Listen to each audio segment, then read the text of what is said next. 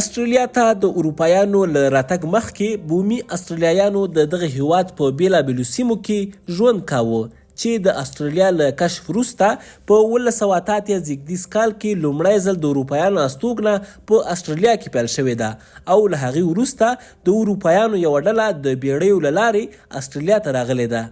کله چې لومړی ځل اروپایان استرالیا ته راغلي وو د دغه هیواد لرې پرتو سیمو ته تګ راتګ ډیر سخت کار وو، خو اروپایانو غوښتل چې د استرالیایانو لرې پرتې سیمې له ښارونو سره وتړل شي او د خوراکي توکو او کاني موادو د انتقال لپاره د حل اسانه او ارزانه لارو موندل شي. له همدې امله د استرالیا په ځینو مستعمرو کې چارواکو پریکړه کړې وه ترڅو اوښان استرالیا ته راوستل شي، ځکه اوښانو کولی شول چې په وچ اقلیم کې د اوبو او خړو له ستونزې پرته د استرالیا لرې پرتو سیمو ته خوراکي توکي ورسوي.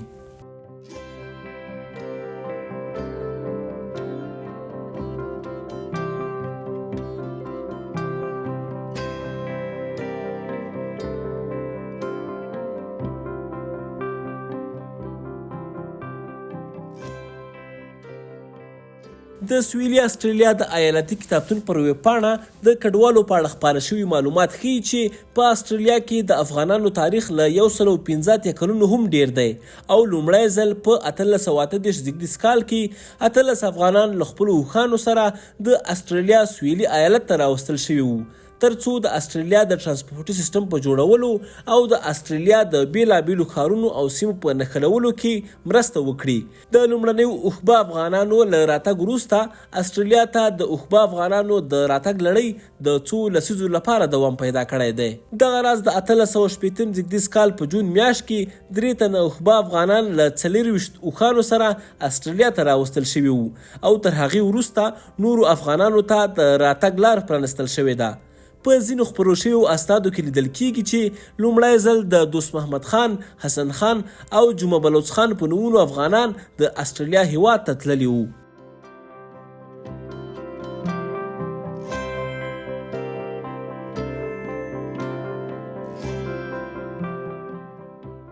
یو شمېر لیکوالان باور لري چې د 1860 او 1920 کلونو ترمنځ شاوخوا 3000 اوښبه افغانان استرالیا ته راغلي وو. له افغانستان وروسته له ترکیې او مصر څخه هم اوښبه کسان تللي، خو ټولو ته د اوښبه افغانانو نومونه ورکول کیږي ځکه چې افغانان تر ټولو مخکې اروپا ته راغلي وو. په استرالیا کې د افغانستان سفارت پر ویبپاڼه خپاره شوي معلومات ښیي چې ډیری اوښبه افغانان د افغانستان له کندهار، هلمند، نیمروز، کونړ او ننګرهار ولایتونو څخه استرالیا ته د کار لپاره راغلي وو. ځینې اسناد ښیي چې یو شمېر کسان له برټانوي هند څخه هم استرالیا ته راغلي چې د اوښبه افغانانو په نوم پیژندل کېده. د یادولو وړ ده چې له برټانوي هند څخه د راغلو کسانو په ډله کې هم د داسې کسانو نومونه لیدل کېږي چې په اصل کې افغانان وو. ډیری تاریخ پوهان لیکي چې استرالیا ته د اوښبه افغانانو راتګ تر 1920 زیږدیز کال پورې دوام پیدا کړی او تر هغې وروسته نور اوښبه افغانان استرالیا ته نه دي راغلي.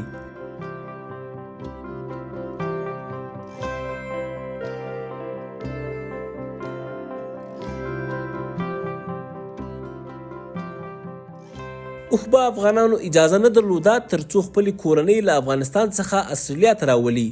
له 1920 زیږدیز کال وروسته یو زیات شمېر اوښبه افغانان بیرته خپلو سیمو ته ستانه شوي، خو یو شمېر بیا په استرالیا کې پاتې شوي او له بومیانو او اروپایانو سره یې ودونه کړي دي. د اوښبه افغانانو پاتې نسل اوس هم د استرالیا سویلي او مرکزي سیمو کې ژوند کوي، خو هغوی په پښتو او دري ژبو خبرې نشي کولای.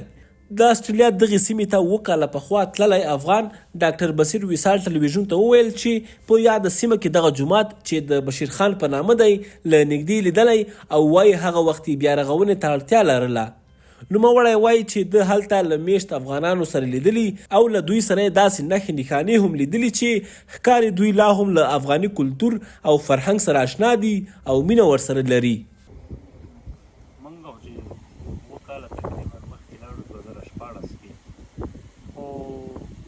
طبعا دلته هغه مسجد او نور یو نیم اثار چې د افغانانو پاتې وو، خپله د شمروز خان زوی و کورنۍ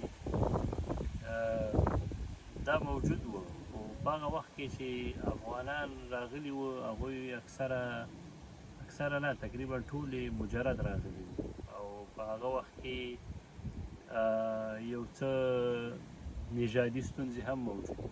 نو دلته خپله دغه اسټرالیایان نه غوښتل چې د دوی څه ودونه وکړي، نو دا چې دوی کورنۍ نه وې راوستې او د خپل وطن سره اړیکه نه وه، نو ضرور ده دلته د نورو هندیانو سره یا د اسټرالیا بومي اوسېدونکو سره ودونه وکړله او د هغوی نه چې کوم ماشومان پیدا کېدل راتلونکی دغه اوس نسل چې دی هغوی هغسې چې شاید و باید و هغسې هغه ژبه او کلتور او نور ارزښتونه انتقال نشو کړلی، ځکه چې هغه عقبه افغانان هم د وخت په تېرېدو سره وفات شوله او دغه افغانان همدغه عقبه افغانان د هغوی او د دوی کورنۍ د اسټرالیا په دې غټه ټولنه کې داسې یو قسم تیت و پرک او ورک معلومیږي. نو تنها دغه بروکن هیل کې چې اول ځل دوی راغلي وو دغه جومات یو اثار پاتې دی چې د افغانانو د جومات په نامه دی، خپله د شمروز خان په نامه دی. نو دوی په نورو ځایونو کې هم جوماتونه او ځایونه جوړ کړي وو. ښه مثال یې چې دی په اډیلیډ کې، د اډیلیډ په مرکزي ښار کې چې د اسټرالیا یو سټیټ دی او د سټیټ مرکز دی، هغلته یو جومات جوړ کړی او ډېر ښایسته جومات دی. عکسونه به درسره شریک شي. نو هغه مخکې د افغان ماسک په نامه و یا د افغان جومات په نامه و.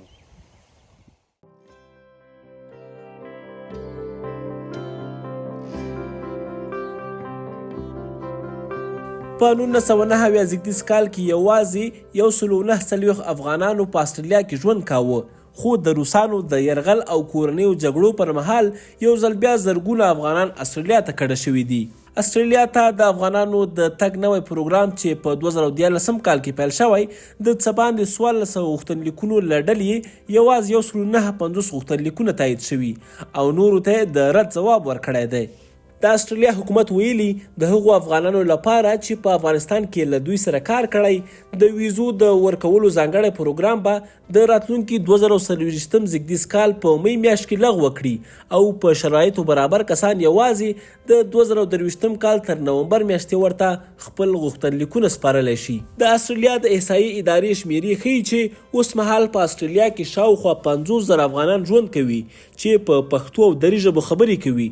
د 2014 زیږدیز کال سرشمېرنې ښیي چې په یاد هیواد کې تر ټولو زیات افغانان په وکټوریا ایالت کې اوسېدل.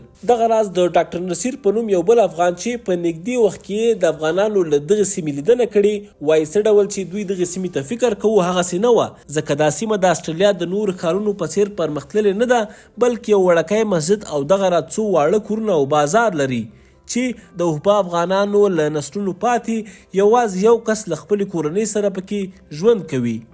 زما احساس دا اوس زه باید لاړ شم او وګورم چې د موږ نیکونه د افغانستان نه راغلي استرالیا ته د دوی د ژوند کیفیت او حالات څنګه وو. نو موږ داسې فکر کوو چې دا به د استرالیا د نورو ښارونو په ډول باندې ډېر ښایسته سیمه وي، هر څه به جوړ وي، د ژوند کیفیت به ډېر ښه وي. خو کله چې هلته ورسېدلو نو یو ډېر وړوکی ښار و، نږدې یو لوی معدن هم و چې هلته پکې کار کېده. کله چې موږ باب ته ورغللو د هغې کورنۍ یې مو لیدله، مسجد ته مو لیده، نو هغه احساس چې موږ کوم کړی و د هغې نه ډېر توپیر درلوده.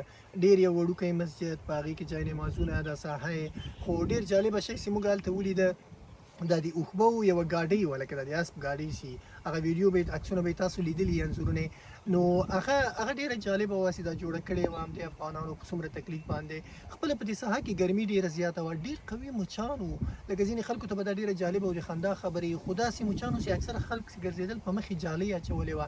یعنې د ژوند کیفیت په 2023 کې داسې دروند وو. نو تاسو فکر وکړئ چې 160 کاله یا 150 کاله وړاندې به هغلته ژوند څنګه وو.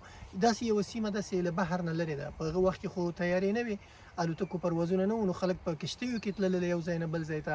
یعنې د افغانان چې کله راغلي داسې زه داسې احساس کوم چې که چیرې زه هلته وای نو داسې یو دشته کې پاتې سوی وای، نو زه له دې نه داسې ناهیلي کېدم چې نور خپل هیواد ته نسم تللی، همدا مې ژوند ده، همدا مې ځای ده.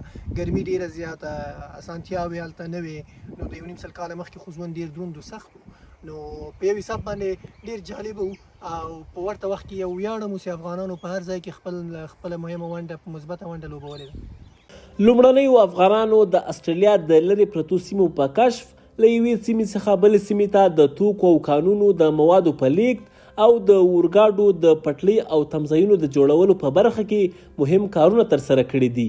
خپاره شوي اسناد ښیي چې د 1870 او 1890 کلونو ترمنځ یو شمېر اوښبه افغانانو له هغو ډلې سره کار کړی چې غوښتل یې د استرالیا لرې پرتې سیمې کشف کړي.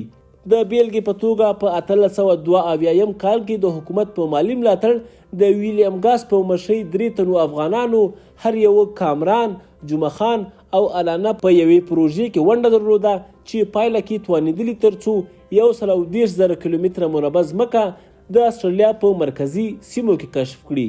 اوښبه افغانانو د استرالیا هیواد ته د خدمت ترڅنګ د اسلام دین ته هم خدمت کړی. په دغه هیواد کې د اسلام دین خپور کړی او د دغه هیواد په تاریخ کې لومړنی جومات جوړ کړی دی.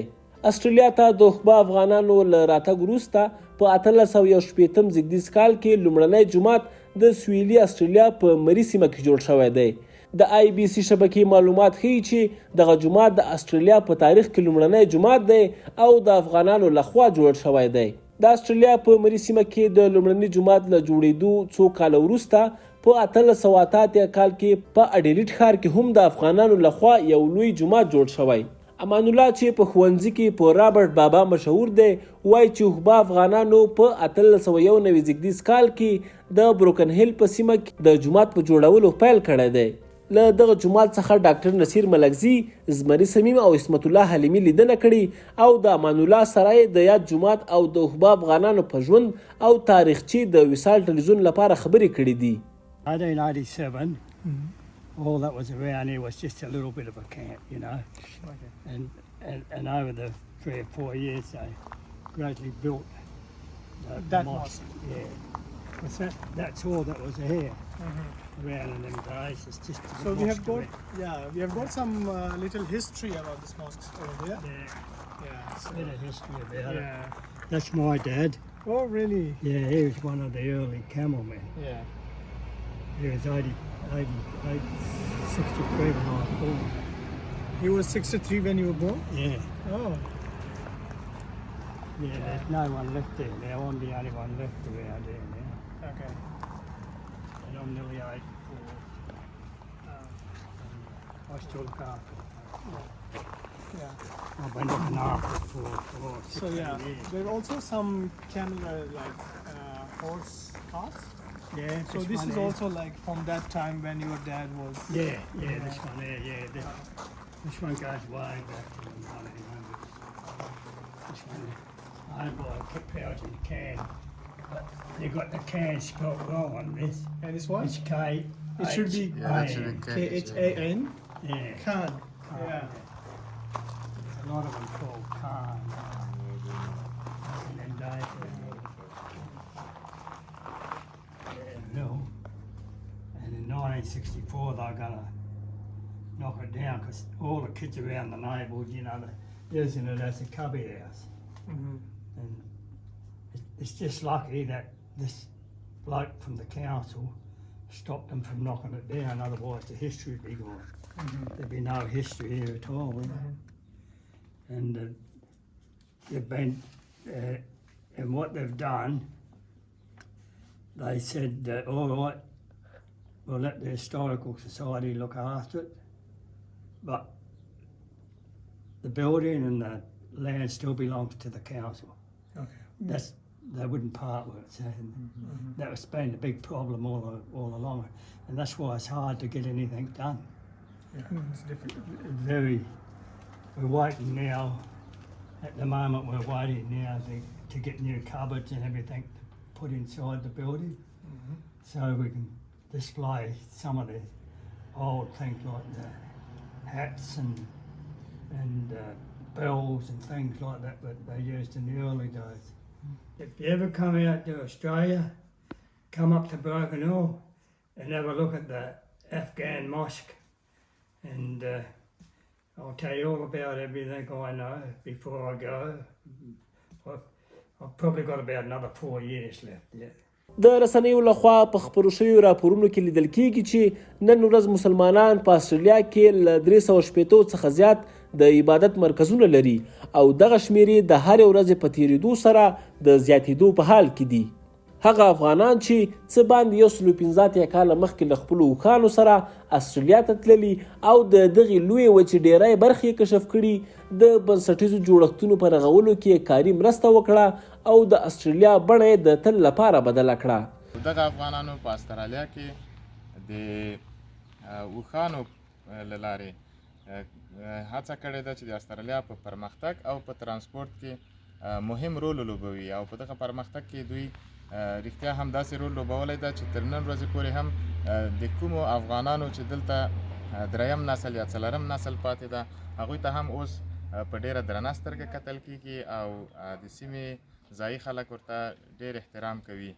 دلته تاسو ګورئ دا هغه جومات ده چې اوښبه افغانانو جوړ کړی ده او افغانانو نه یوازې دا چې په استرالیا کې په پرمختګ کې ډیر مهم رول لوبولی بلکې اسلام ته هم رغنده خدمتونه کړي دي چې د دې جومات جوړول او رغول یو له هغو کره خدمتونو نه ده چې افغانانو کړی ده او تاسو وینئ چې دا جومات تر اوسه هم دلته ودان ده او ډیر افغانان کتونکي له لرې سیمو نه راځي د دې جومات لیدلو ته او له نیکه مرغه موږ هم وکولی سو چې دلته له باب شمروز خان سره وګورو، خبرې ورسره وکړو او د افغانانو د اوږد تاریخ په هکله معلومات ترې واخلو.